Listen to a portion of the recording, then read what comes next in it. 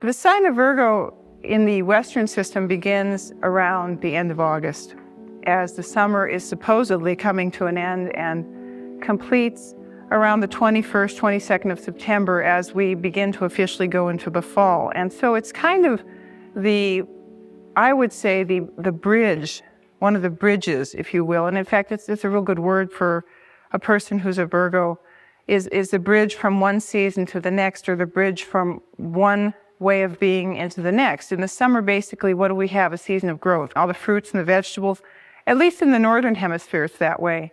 And the height of that, of course, is in August when the sun is moving through Leo, which is, of course, the sign that rules life. And I think there's still a growing season that still goes on in September. There's no doubt about it, because still we have the warmth. But we do know as September comes around that we have to begin to prepare for the fall. Because in the fall, it gets a little colder, things begin to die and begin to go underground and go through the process of transformation. And what does that have to do with the sign of Virgo? Well, Virgo is very necessary, because if we didn't have this 3 to 4 week period where the sign of Virgo occurred, we wouldn't have process. Because Virgo, really, the energy of Virgo is about process, about facilitation, about moving through from one form into another. Kind of like their opposite sign, Pisces, it's very much like a conduit pipe for process, except that the process is a little different than Pisces. It's more conscious. Virgo is more conscious than Pisces. Virgo is a little bit more focused than Pisces. It is what we call in the Zodiac one of the mutable, or what I like to call one of the movable signs. Because if you have a lot of Virgo in your chart, generally speaking, there's going to be a real level of flexibility that is a gift that you have, maybe sometimes drives you crazy, but it is a level of flexibility that a lot of the other groupings do not have. And in order to process things, you have to be flexible. It's also what we would call an earth sign. And there's, of course, fire and air, which are real lively and humorous and fun and, like to have a good time. And then there's the earth and water groups, okay?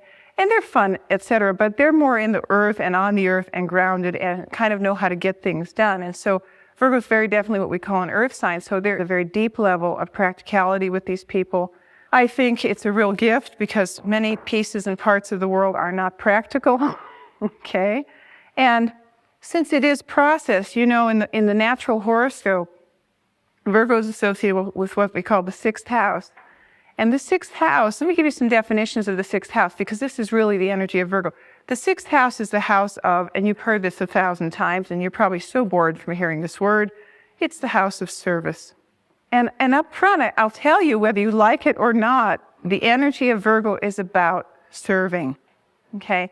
And when I say that, it really is done from a level of devotion and love, because when we get into the mythologies, you'll understand why that applies to your type of personality. So it's very much a service-oriented type.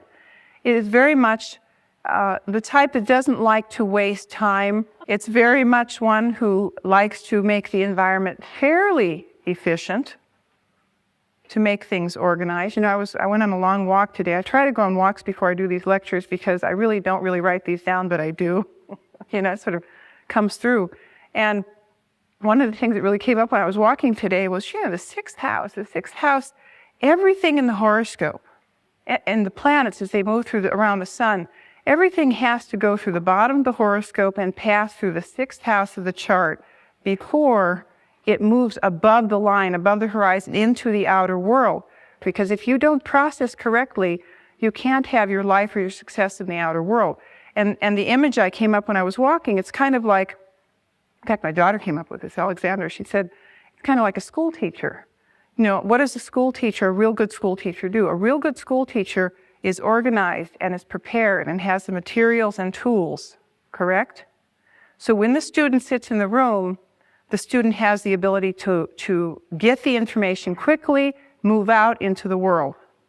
In other words, process. In other words, setting it up so that things happen. It's the time of the harvest. We talk about the fall, September. You always see what the virginal young woman with her staff of wheat in all the images when you look at Virgo. What do people start doing in the fall? What do they start doing? They start getting lots and lots of peaches and lots of whatevers to do canning, right? To get ready for the process of winter. What a lot of people do at the end of summer, they clean their houses. They do a lot of heavy house cleaning and garage emptying and everything. It's like there's this urge to get ready for the fall, to get ready for the year, okay? And that Virgo energy is about knowing how to do that. In fact, I have this real cardinal rule now when I hire somebody. I'm going to really check their charts, because I found that the best assistants I have ever had have been people who have had a lot of Virgo in their charts. They just get it done. And they love doing it. The assistant I have right now, Stephanie Austin, a very gifted astrologer herself, was the one that really helped me move into my office, because when we moved in March, it was a massive craziness, and she just was so happy. I couldn't believe it. There was piles of books, piles of files, piles of paper. My office at home was a mess, and she was so happy about cleaning out the mess and getting it organized. I mean, it was like heaven to her. And that there's something about that. And each year, all of us have the opportunity to experience that energy as the sun, rather the earth, moves into the constellation of Virgo as we move into the end of September. All of us sort of like get a little Virgo shot in the arm around this time of year. And I don't know how many of you have been cleaning out your closets and getting ready for fall. I mean, I've been doing that. I've been dumping things and, what we don't need anymore and giving it to people that are less fortunate, or that's the other part of Virgo, is helping those that are less fortunate. Very much a Mother Teresa kind of image, who by the way, Mother Teresa is very serving and she helps the less fortunate, but she's very tough. And this is one of the things we don't see about Virgo, and we don't hear about Virgo, is there is a quality of strength about the type that we don't see. Now, it's very much related, and this image of quality of service, or the master craftsperson, is one of the very good definitions for the sign of Virgo. Devotion is another good word for Virgo. The master craftsperson is very much related to, Hephaestus, and in some of the mythologies he was called Vulcan. Depends on whether you read Roman or Greek. And Vulcan, or Hephaestus, was the son of Zeus and Hera. Now, Zeus had thousands of children, but this was his legitimate child. He had it with his queen Hera. He and Mars, or Ares, were the two children. And Hephaestus was born, some of the stories say that he was born lame. Most of the stories say actually what happened when the mother and the father, Hera and Zeus, got into an argument. He was thrown very callously from heaven onto the earth plane, and he landed, and he was very badly wounded and very deeply lamed. And in order to get back to heaven, what he had to do was invent a technology in order to allow him to do that. And by the way, Virgo is very much associated with technology. You see a lot of people in the technological industries, people who are analysts, who are computer analysts, who work in very detailed, specific ways, who love it, who are very good at this. They're master craftspeople at it. And basically invented technology to get back to heaven so that he could get back to work. Because what he used to do before he was thrown out and when he arrived back is he was the one that made, with his blacksmith, he had a very highly well-developed upper body. And because he was lame, the lower part of the body was weakened and somewhat atrophied, I might add, too. And when he got back to heaven, what he did is he began making his beautiful things out of molten lead. He would make all the beautiful things for the gods, including his queen, or his wife, Venus, who, it's also a very interesting story. Venus was married to Hephaestus, but she wasn't very faithful to him. She was always fooling around with Hephaestus' brother, Ares. And what was interesting is, as much as she did that, he devotionally still loved his wife. And he continued to make her beautiful adornments. He would help the gods. He would never complain. And he would work tediously and for long hours at being perfectionistic at his work. So he was a master artist, master craftsperson, and it was all very selfless. And that's very much, I would say, a deep quality that Virgo holds, which is going to be their greatest strength in life, as well as their greatest weakness. Because there are certain points anybody gets to that they can't do it anymore. And I think one of the big challenges for Virgo is when to know, like Pisces, to stop giving. In the old days, like ages, thousands of years ago, the planets, each planet rules a different sign of the zodiac. And currently, and we'll be talking more about Mercury, the winged messenger, but In the ancient times, the planet that was considered in the esoteric disciplines to rule Virgo was the moon, the Earth Mother, Gaia. And if any of you heard the Cancer lecture a couple of months ago, we talked a lot about how that is about total nurturing and lovingness and giving birth and giving life to the world, totally unconditionally, to the point where there's a lot of codependent types of personalities in that group. Okay, in other words, people who run in and rescue people all the time and don't know when to stop rescuing.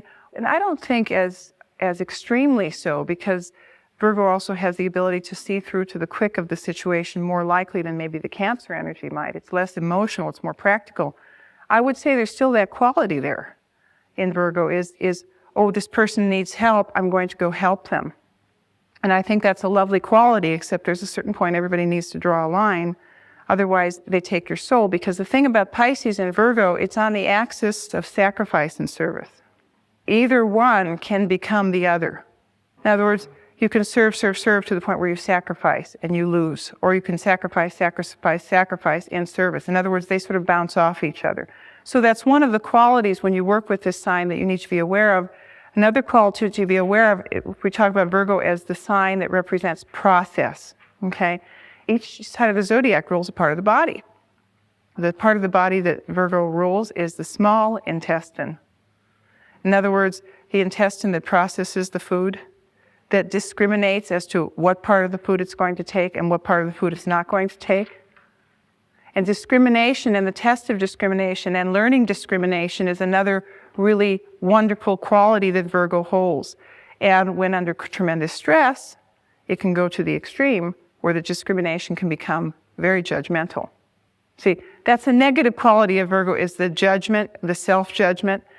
Michael Ray, I don't know how many of you know of his work. He's at Stanford University. Dr. Michael Ray is the head of the business department there, the PhD program and the MBA program.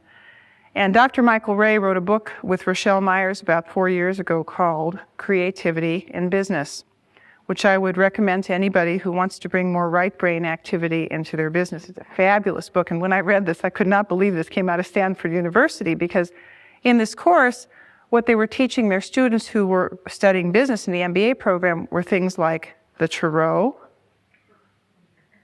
yoga, mantras, chants to the sun. And I couldn't believe it. I was so impressed. I wrote him a letter and he wrote me right back. In fact, it turned out we had shared the same alma mater, which I thought was really interesting. And the whole premise that they were doing in that class was trying to open people up to different realities. And the thing that most impressed me about that book was there was one very distinct thing he talked about that he works with his students all the time in order to become successful. And the students tagged it the VOJ. Now, what does VOJ mean? VOJ means voice of judgment. And there's this wonderful exercise in there where you have partners and you put a team together and there's this column. And one person talks to the other, tells the other person why they can't achieve this goal. And they write it down at the bottom. Another reason why they can't achieve this goal, write it down at the bottom. And basically the premise on that is after you write enough, you start to see how ridiculous it is. And what it is, it's really the voice of judgment that comes in and says, you can't do that. You're not good enough to do that. Nobody will want that. After studying this stuff for so many years, I've been doing astrology since 1974, and I see a lot of Virgos coming through my office along with a lot of other people. And much like the story of Hephaestus, there is this quality that they really, I think it's another one of their challenges, is working on their self-worth and the self-concept. Because the self-concept and the self-worth with Virgo, much like Pisces, is not on the same level sometimes as many of the others. And in fact, even if you're not a Virgo, you will have that somewhere in your horoscope in one of the areas of life. And wherever that falls, if it's in the area of children or if it's in the area of home life, this is an area that you need to really work on raising the self-concept. So the way they worked with the VOJ to get rid of it in this class, they had 3 wonderful exercises. The first one, when the little voice comes up, just tell it to go away.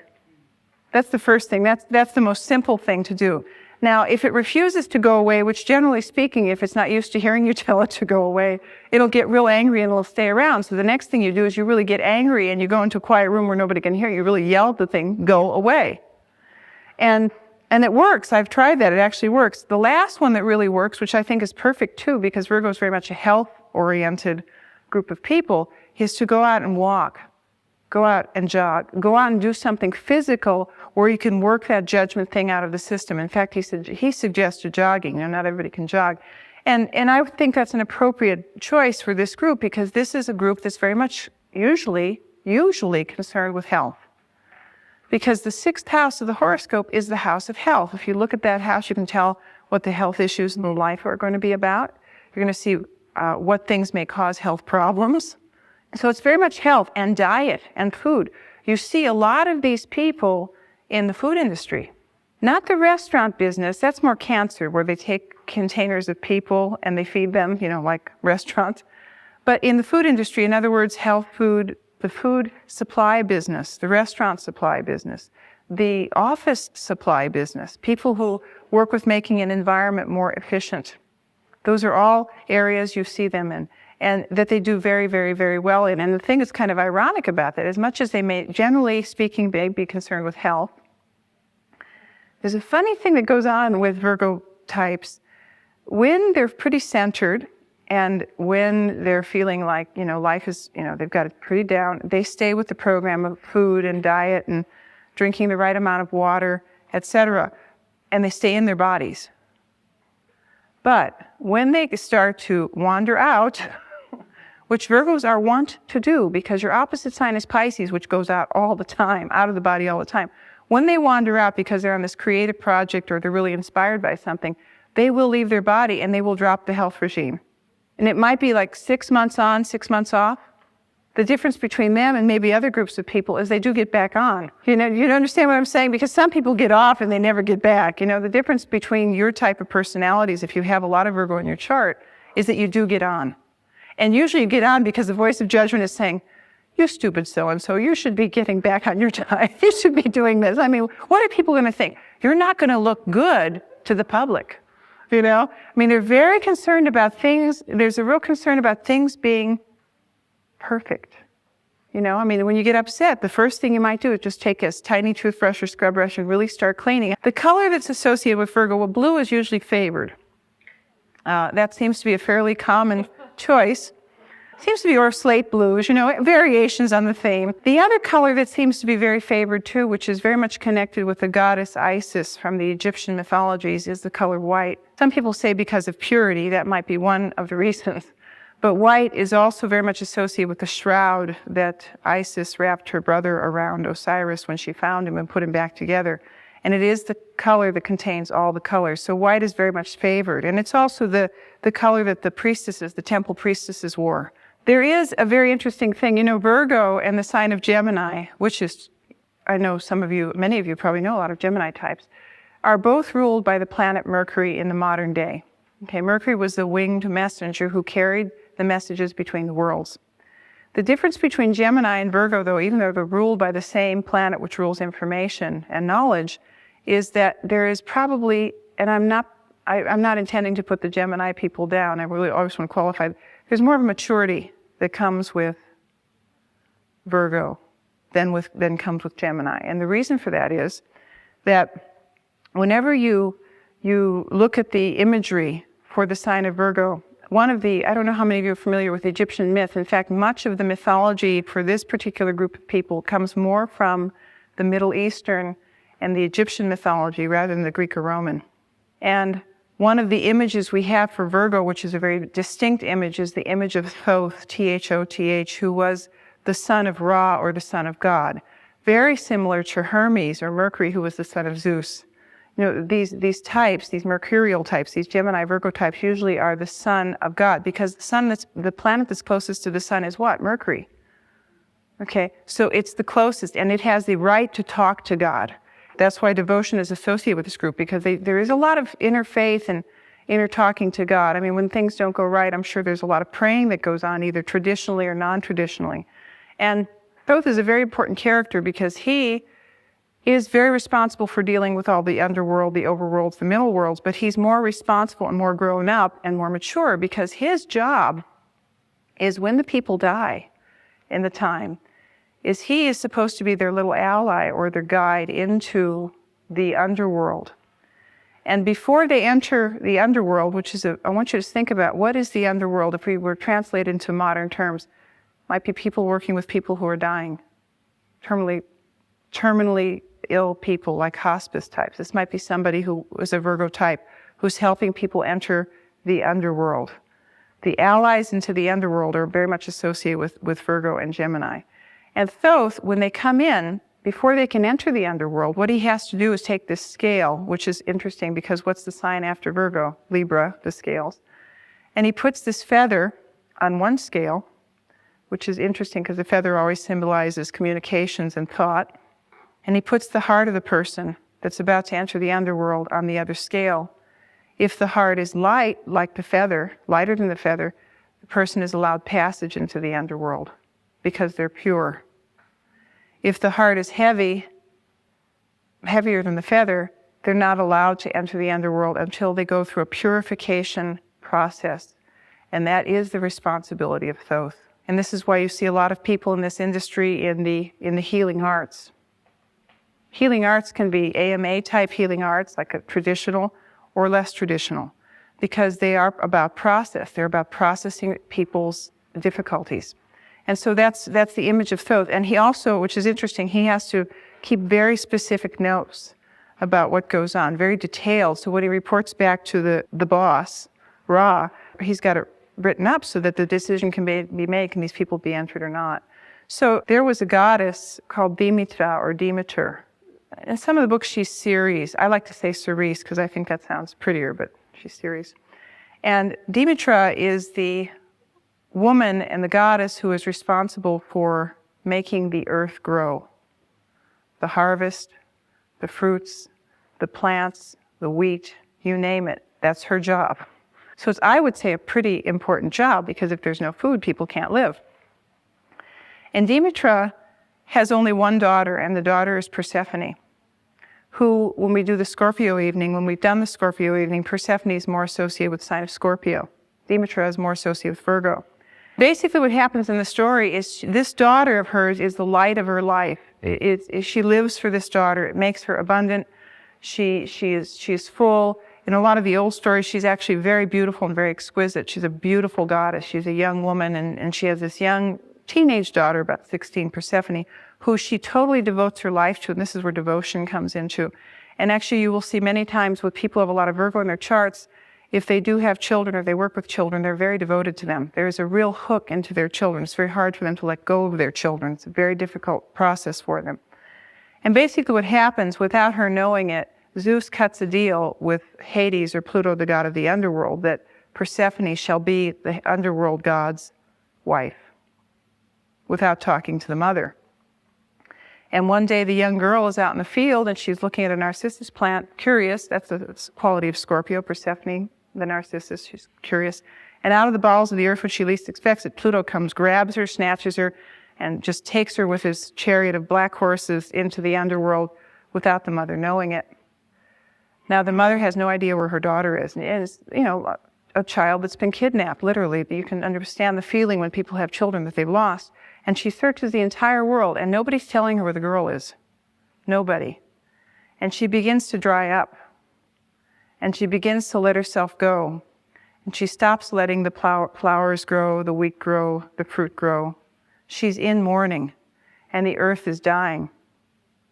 Which, by the way, is the story of the seasons. This is the story of the seasons, because what happens at one point, the world can't die. Zeus says, okay, you can have your daughter back, but the girl, while she's been in the underworld, has taken the fruit of the pomegranate and eaten 6, which means 6 months out of the year, she has to stay in the underworld with her husband.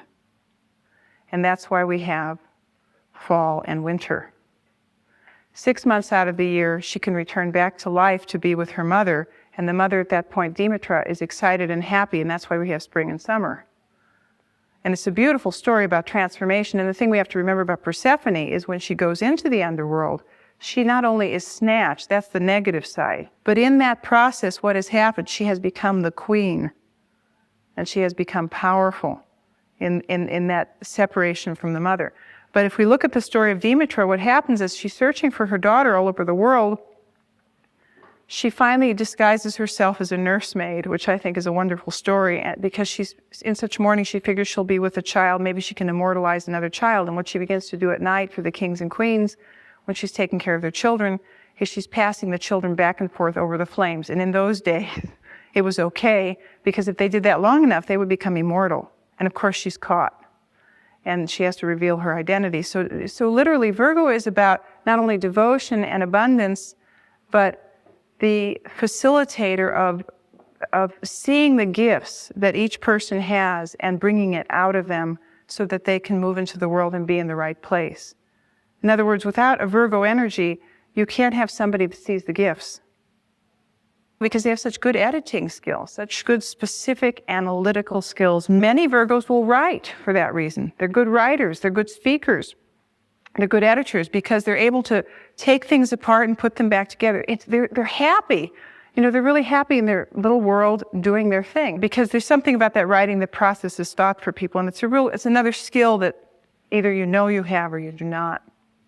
Okay. There is another goddess. Actually, she's not really a goddess.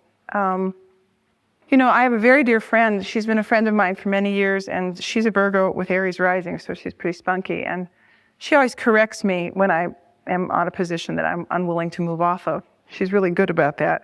And when she heard that I was going to do this lecture, she says, I sure hope that you get up there and that you say some good things about Virgo, because I'm fed up with all the things I'm reading. And she says, the one thing I want you to tell your group, she says, virginal does not mean that they haven't been with a man. In the old days, before all the other stuff came about, virginal simply meant an unmarried woman, which is very different than someone who hasn't been, a woman that hasn't been with a man. So there's a difference, okay? And this is the lead-in. The Black Madonna, in fact, there was a film just done on Carl Jung's life, Memories, Dreams, no, that was his book. There was a book, a film done by the Jung Institute, they presented last year, that talked a lot about the Black Madonna. The Black Madonna was the Madonna that was entered into society many thousands, whatever, of years ago, when the pagans were moving into Christianity. What they did is because the Virgin Mary is very much associated with the sign of Virgo, Jesus' mother. Okay, she's very much an archetype, like Mother Teresa. With her cloak and she's always dressed in white and blue, her favorite colors, right? And anyway, the Black Madonna, in order for the pagans to become Christianized, what they did is they made the Madonna dark. And the way it's explained by Carl Jung, and there's a lot of books coming out right now about the Black Madonna. In fact, Marion Woodman has done some work. She's a real fine therapist on the Black Madonna. That the true reality of the Virgo energy is that it is like Black Madonna, which is not only virginal and pure, but lusty and earthy. There's the two sides, because this, you have to remember about Virgo, which you don't, it's an earth sign. It is of the earth. It likes to maybe squish its feet in the mud and then clean them off, maybe, okay? It likes to get its hands on the food. It likes to be touched. It likes to be felt. It is an earth sign. There is a lusty side. The Black Madonna was not so much lusty, but the earthy, Mother Earth kind of quality. So there's a much fuller picture here than we're presented to usually. And you know, when you bring this up to some people, they're somewhat offended. They say, oh, how can you associate the Virgin Mary, you know, with this? But the Virgin Mary, you only hear one side of her story. You don't really hear the other sides of her story. In fact, there was a couple of women, I think, that did a whole detail about what happened to her after her son's death. Did anybody hear that? There was a book written about after Jesus died, that she went on a journey, on a kind of like a vision quest, much like Jesus did into the East, where she really worked with the goddess rituals, etc. And then eventually she died, and she's at I know the name, Ephesus. Is that Ephesus? Is that where she's buried? Near Turkey. So there is this quality that you don't hear about. And that, in fact, there's a lot of books now being written about Black Madonna that actually you can get through the Jung Institute, which talks about that earthy quality. And part of Earth is about being in the world and knowing how to be detailed and knowing how to be doing this and that and the other thing and to serve. You know how to do things. I mean, you talk to somebody who's got a lot of air in their chart, and I'm not offending anybody here, who's got a lot of Libra or Aquarius or Gemini. They like the idea, but they don't know how to do it. This type knows how to do it. So Black Madonna is very much associated, and in fact, it might do you well to read a little bit more about her. There's 2 or 3 really good books out about her now. And Many people are actually right now having a lot of dreams about Black Madonna. That a lot of therapists are beginning to report in their, that they're seeing the Black Madonna in their dreams, which is about really integrating the spiritual with the earth.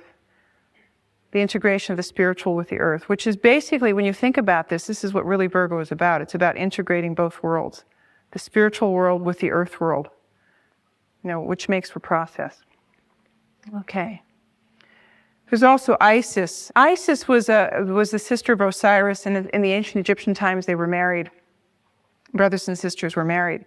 And he was snatched away from her and cut up into thousands of pieces, and she mourned him, and she, on a devotional search, walked along the Nile River, along the riverbank, searching for his pieces and parts to put him back together so that he could be the one that would birth the master of Egypt with her.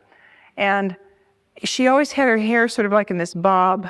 If you see pictures of her, she's got this hair in this bob, and there is this sort of tailored look that, in fact, Barbara sort of has that kind of Isis kind of cut. And she had a lot of white around her and a lot of white shrouds, and would pray and had tremendous faith. And so she's very much associated with the sign of Virgo, is the goddess Isis, who at a certain point does birth Horus, who becomes the base for Egypt.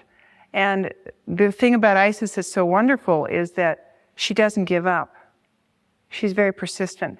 And this is something that, even though Virgo is very flexible and very movable, you never hear about, but this is a very persistent group of people. If, in fact, they believe in what it is they're doing. If they don't have devotion for it, they will not do it.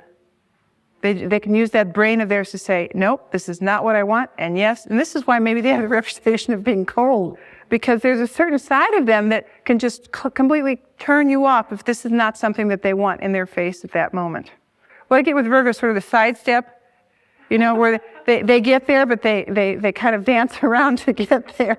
They get awful, because they're mutable signs. I mean, they can't stay with one thing for a long time, but there's basically 2 or 3 things. I always get this image of a juggler with Virgo, that they're moving towards their goal, okay? And they're juggling all these balls in the air, and they're eventually going to get there. It may take them a little longer to get there, okay? Because they're juggling all these balls. I mean, the difference between, say, a Virgo and maybe a Capricorn type is the Capricorn, the goat, sees the goal, puts on the blinders, does nothing else, and goes right for it, and they close out most of their life. The difference between that and Virgo is there's humanity in the sign of Virgo. There's a lot of humanity. There's a lot of dealing with people on many levels, and they're very good people. These are very good, what I would call people. The signs of Virgo and Pisces, the opposite on the axis, are very much chameleon-like personalities. In other words, you can be in a room with people that are very, very different, that may not have any communication going on between them. And like a butterfly, you could go to one person and sort of become one with their personality and understand, and they connect with you, and then you can move over here with this other really strange, different kind of person and somehow connect with them, and then you're able to go over here and somehow connect with them.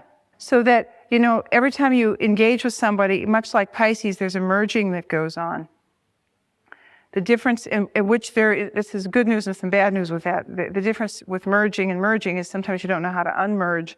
Although the thing that's wonderful about Virgo is you have the earth and you're practical, and you have the mind to say, okay, I'm going to unmerge here more easily than maybe Pisces could do it, because Pisces might get lost in the ocean of that. Virgo might for just a moment. Now, if you're able to get along with a lot of different people, this would also suggest that in terms of industries, okay, if you're looking for a work in the world, that you might be good facilitators in business or facilitators in anything, where you're the one that's sort of like the cog in the wheel, passing the information between people. And so Virgo is very much associated with the word facilitation, and facilitation of someone's vision or someone's life or someone's goals, and they love to do that. This is why I love to have folks like this help me, because they're there with you, and they're there to the bitter end. They will pass through the fire with you. There's a strong loyalty about Virgo. I was joking around before we started, but the theory is, of course, who knows, because nobody died and came back to tell anybody about it, all right? Well, some people say that Virgos have the memory of Leo in their consciousness. which is the king and is out there in front of the people. So when they come around this time, they've been there and they don't really want to be out there again. So they're going to be the power behind the throne. And they're okay with that because they've been there. And once in a while, I will say, if Leo is the sign before Virgo, and Leo is the sign of the king or the queen, the solar hero, there is that heroic possibility that can flash through a Virgo in moments when you least expect it.